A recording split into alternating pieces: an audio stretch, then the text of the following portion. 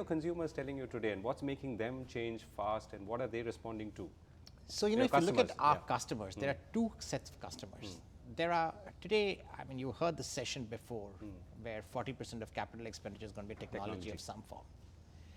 The funny thing is that 40% that people are buying are not necessarily the CIOs. So what's happening is in many organizations, the CIO's role is slowly getting relegated to run. And the job of the CIOs, and especially our job as an organization, is to make sure the CIOs remain relevant. At the end of the day, they're our biggest buyers. They've been our biggest buyers, and it's important for us to train them to be relevant for the future. Yet, we have to address a completely new segment out there. The problem with the new segment is it requires very different skill sets. It requires very different speed. It's not something that you can do using your current organizational model. So in a way, there are two ends of the spectrum that we are handling. One which is built for speed, and the other one which is built for scale. For us, an organization with the size of ours, and it's true for every large organization, innovation comes very hard for large organizations. It's much easier to do in a smaller organization. So once you build it for speed, you have to be low on headcount, quick in terms of response, and the ability to integrate and understand the customer's problem is a very, very key component of the second. Right. Which means understanding the business context of what you do is very important. Right. So give me an illustration of what is changing or has changed on your customer's front, perhaps with his consumers, which is causing you or maybe exposing a gap in your learning or your skilling. So I can give you hundreds of examples, but let me give you one simple example that I talk about every day. A couple of years ago, a customer of ours came to us and said, you know what, if I look at my enterprise, between operations and technology, I have today about 700 people handling the most basic function that runs in every enterprise, which is travel. So the question that was thrown to us was that, hey, listen, there are secretaries, there is travel department, there are external vendors, everybody's working on this. So is there a way by which we can fundamentally look at this process and see how you can disintermediate it? So about a year ago, we started developing a product that could do this. So now we've come up with a product where fundamentally, if you're sitting in Bombay today and you want to go to Bangalore, on your mobile phone, it's an app.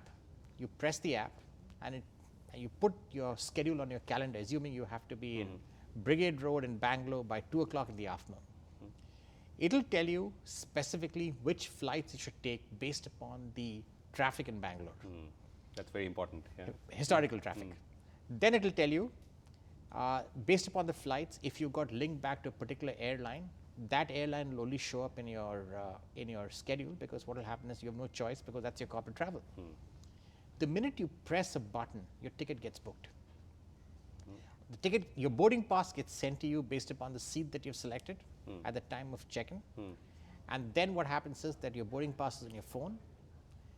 Assuming you land up in Bangalore, the minute your plane lands and your GPS is on, the cab guy who's also linked to this, gets a notification saying that the flight's landed. So he doesn't have to hang around anywhere, so he can come.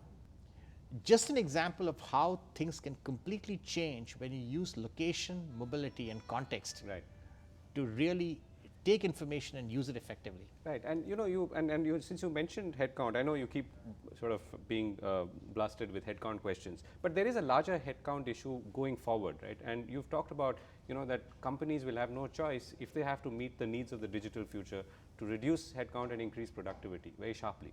Right? And that's a different thing from saying that I'm having a year-on-year pressure to manage headcount. Where do you see this going then?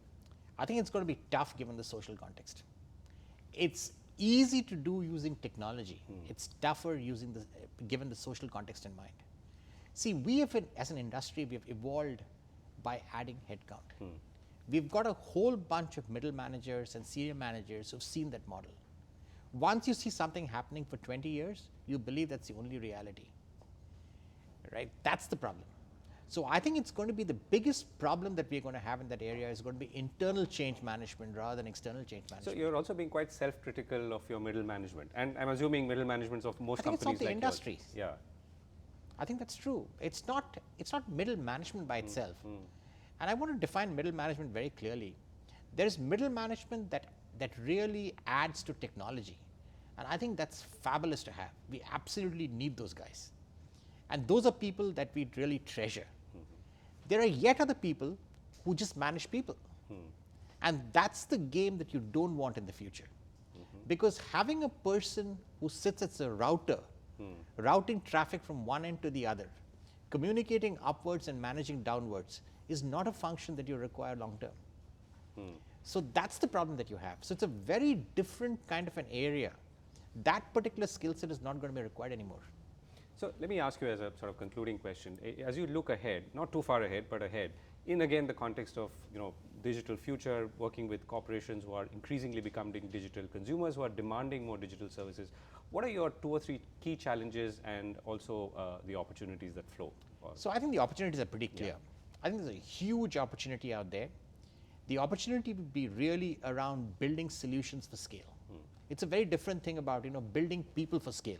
Now you've got to build solutions for scale. So which means that the partner ecosystem that we work with is going to be very different from the partner ecosystem that we were used to in the past. That's the first big opportunity the way I see it. The challenge the way I see it is going to be how do we break up the organization into 2, literally 2. One that runs fast and worries about growth. The other one that manages growth and worries about costs. So it's a different approach altogether. And the last piece, which I think is an opportunity and a threat, is that while we are trying to figure out the first 2, our competitors are not sitting by waiting for us to figure it out. They are attacking us every day. And how do we manage competition given the customer base that we have? If you give up customer base today, tomorrow you're finished. That's the reality. So last question, if I can append to that, who is your customer going forward? I mean, your customers today are fairly well defined, but even in a digital world or an increasingly digital world, is that going to change? I think the CIO is going to remain a customer. It's going to remain an important customer. The other segments, the COO, the CMO, the CFO are going to become critical for us. So there is going to be a movement out. For the CIO, the only example that I would give is if you go back to 1929, and if you go back to just the automobile industry. In the automobile industry, there used to be a role that was called the head of utilities. In Ford Motor Company in 1929, the second most powerful guy in the Ford Motor Company was the head of utilities. Because Ford ran the largest tire shop, the largest glass shop, the largest steel plant in the world. And if you did not have utilities, you were dead in all this. Right now, you go back to Ford Motor Company and ask them, who's your head of utilities? Chances are that nobody will know about that guy. So very quickly, roles depending upon complexity gets relegated when complexity itself is removed. And the world of the future is going to be about simplification and removing complexity. So the CIO's role has to completely morph into becoming an integration officer rather than just remaining a technology guy or an information guy. I think that's the challenge for them.